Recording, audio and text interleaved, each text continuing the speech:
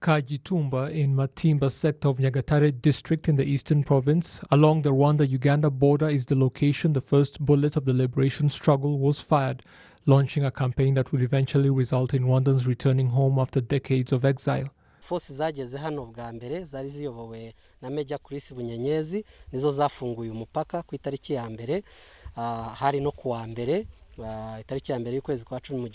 The first forces that arrived here were led by Major Chris Munyenyezi, and they opened up the border on Monday, the 1st of October in 1990.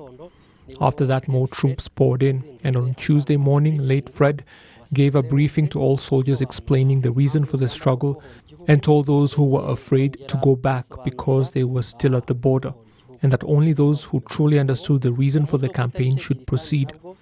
He also told them that the ranks they had come with meant nothing, and they threw them into the river. The next important stop after Kagitumba would be the hill of Nyabwishongwezi.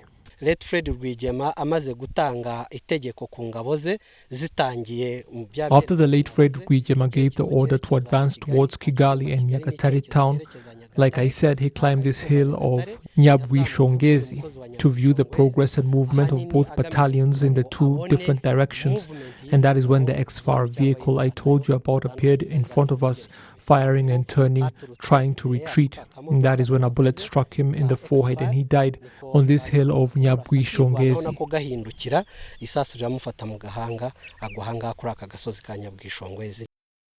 Peter Bayingana and Chris Munyenyezi would then take over the leadership of the struggle in what seemed like a transitional period.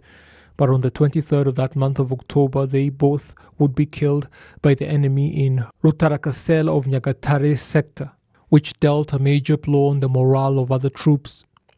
Towards the end of October, Paul Kagame would assume command of the RPA, revamping the force and changing tactics to turn the tide of the struggle in their favor, and the soldiers headed for the volcanoes. By May 1992, they had retaken Tabagwe sector in Nyagatare district, making it their headquarters. And places like Shonga Hill are seen as very significant in the history of the struggle. The location is also where the commander-in-chief built his bunker, another important tourist attraction to come. If you look closely, it has 3 layers meant to buffer the shock waves from the shells that would fall on top of it, which made it very strong. This is where the chairman of the High Command, Major General Paul Kagame, would formulate all those strategies we talked about earlier pertaining to the struggle at that time. 26 years after the liberation struggle ended, local residents in Nyagatare say it was all worth it because it gave a chance for their children to have the sort of lives they could only dream about in the past. The Liberation Tourism Trail will take tourists through 6 districts of the country, Nyagatare, Gicumbi, Rulindo, Gakenke, Musanze and Gasabo, on a journey of 120 kilometers starting at Kagitumba.